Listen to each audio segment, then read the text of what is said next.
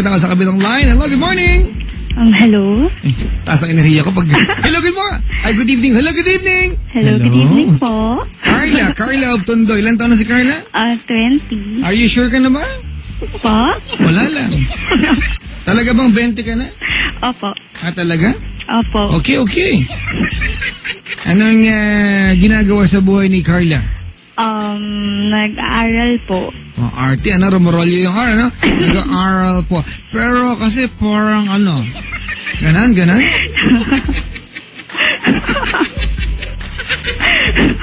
Hindi. Grade 1, grade 2? Ha? Kausap! Nag-aaral, grade 1, grade 2? College, 4th year. Anong kurso? Business economics. Wow. Mahirap yung kurso niyo. Madalas ka magkating, Hindi naman po. Anong average mo last sem? 2. Sabi to? 2.48, 47. Okay na ba yun? Okay na yun? Hindi po. 2.47? Hindi po. Wala ka sa akin nung college ako. Third year, second sem. Alam mo anong grade ko? Ano po? 2.46, Alam mo ako ng 0.1 sa'yo, ha? 0.01 pala, Husay, Biro lang, ha? Basta, wag kang, ha? Huwag mo sayangin ng panahon. Aral-aral, ha? Opo. Magkano baon maghapon? Depende po. Wow. Depende. Depende sa hingin mo. Huminga mo. Pasok ka pahingin 3,000, gano'n. Depende pala di ba?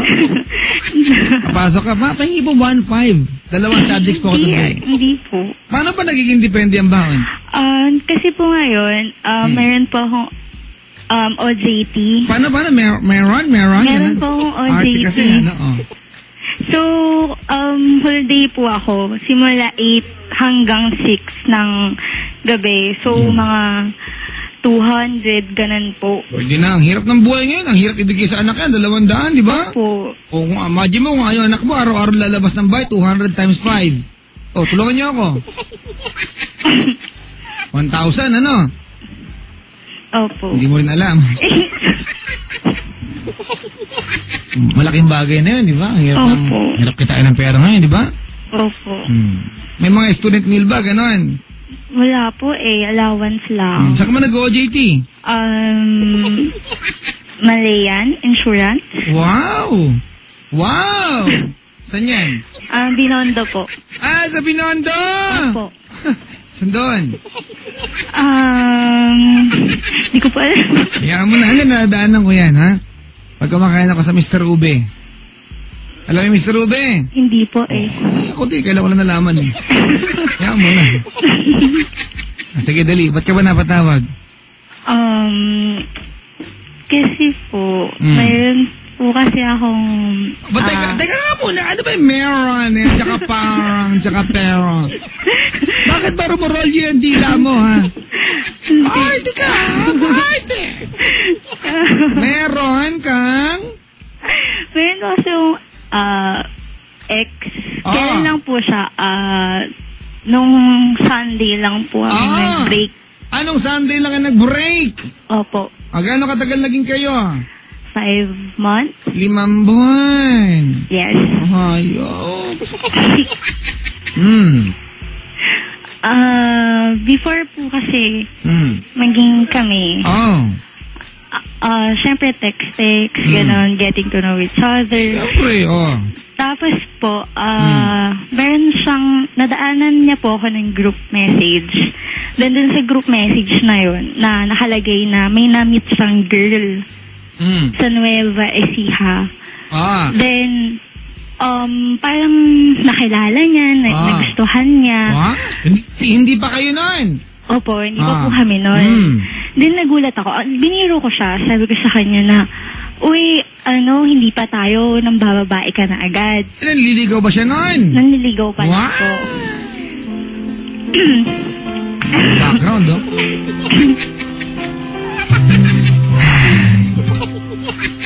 Ay na naman.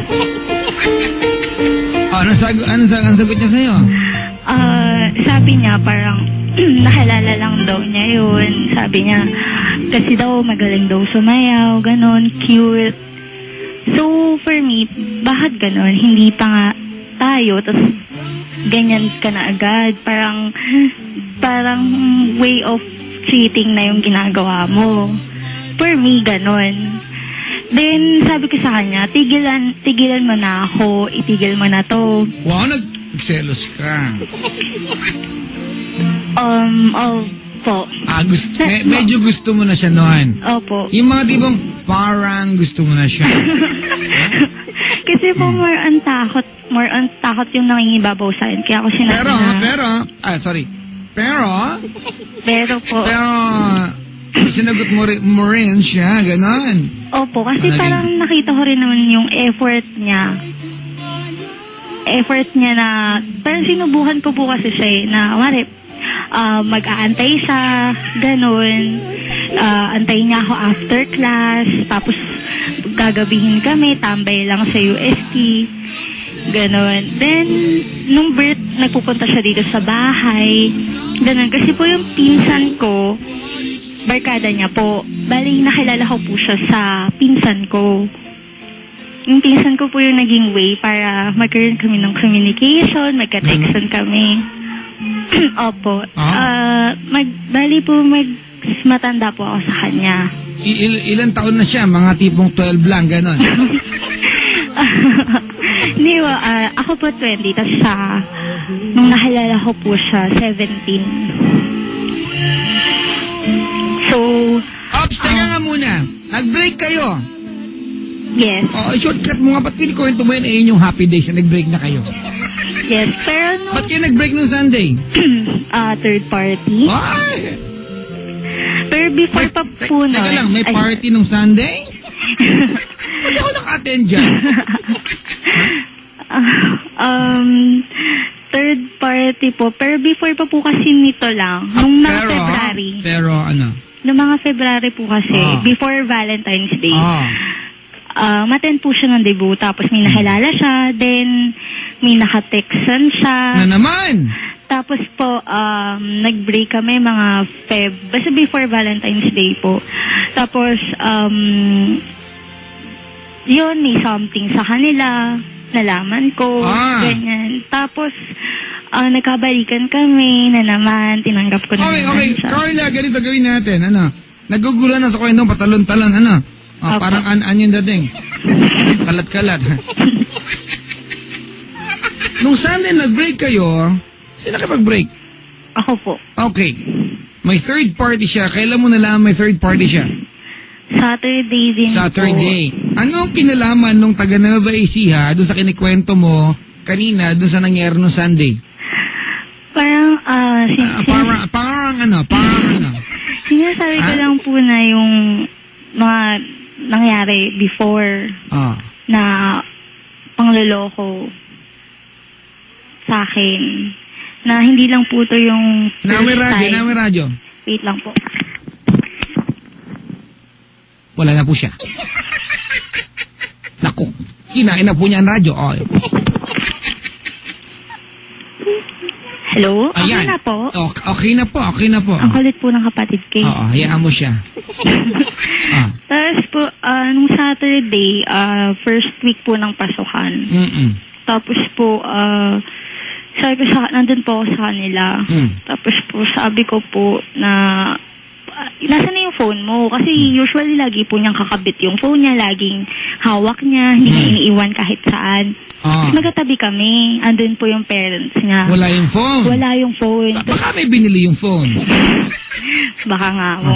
Tapos po, meron po ako nakitang sa log ng phone niya, na Brad Min. Brad, B-R-O-D. Min? Yes. Wow. Min. Sabi ko, sino to? Tapos may miss call pa ng Mina.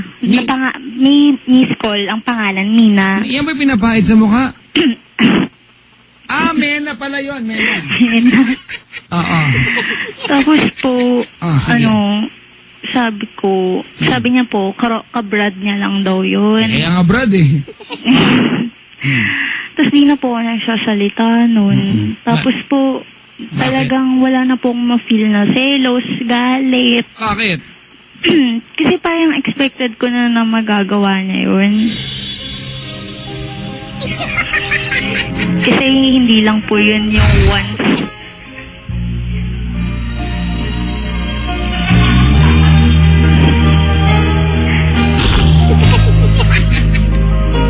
Ano na? Tapos po, sinabi niya sa akin na, ano yan, totoo, babae yan, ganyan. Tapos sinabi niya po sa akin na, sorry kasi natakot lang ako, kaya ako dininay sa'yo, kaya ako pinalitan yung pangalan na lalaki, pero totoo, babae yan, ganyan. Eh, ano daw niya yan? Kaklase daw po. Ganun. Tapos sabi ko, bakit mo kinuha?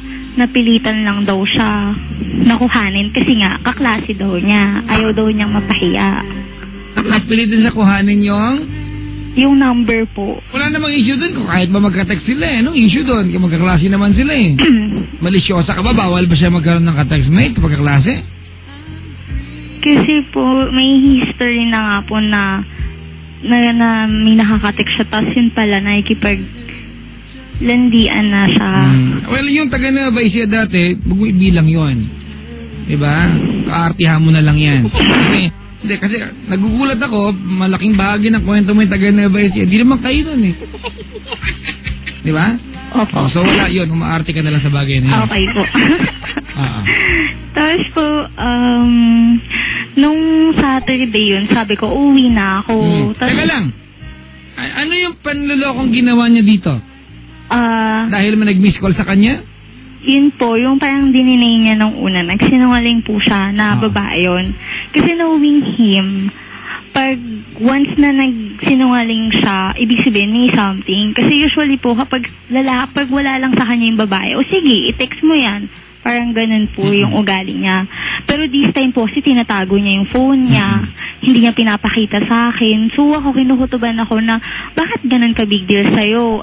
Kaklase mo lang naman pala yan eh. Eh ano naman ngayon? Parang yun po yung ano ko, bakit parang nag-act ka as if na guilty ka or may ginagawa kang kalokohan? Ganon. Parang ganun po yung para okay, sa akin. Sa kabuuan ng usapan natin, Carla, ang bottom line nito, parang may ginagawa siyang kalokohan pero wala ka na patunayan. Umamin na po siya. Tapos sa Facebook po. Umamin? Anong inamin niya? Na, yun, yung babae ang lumalandi. Tapos yung babae, tinanong ko. Ang sabi ng girl? Sabi sa akin ng boyfriend mo na nakipag-break na daw siya sa'yo. Sinabi? Opo. Sinabi? Sabi po nung opo. Tapos sinabi po nung babae na kung meron naman siyang girlfriend, bakit ko naman siya ite-text? Siya ang unang nagte-text sa akin. Pero ang pinapalabas po sa akin nung boyfriend pero na ang babae ang nangungulit. Ayan. So, kanya-kanyang kwento sila. Opo. Ngayon, naguguluhan ako kasi... Ako din, naguguluhan ako sa kwento mo.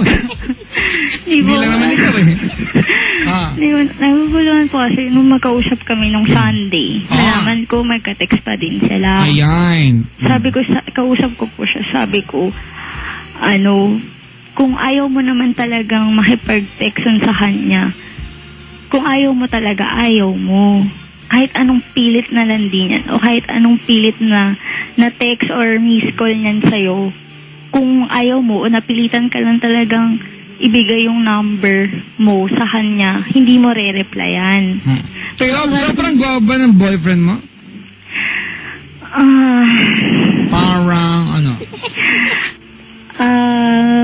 may itsura po, ganun. May itsura, pero masama. Ano ba?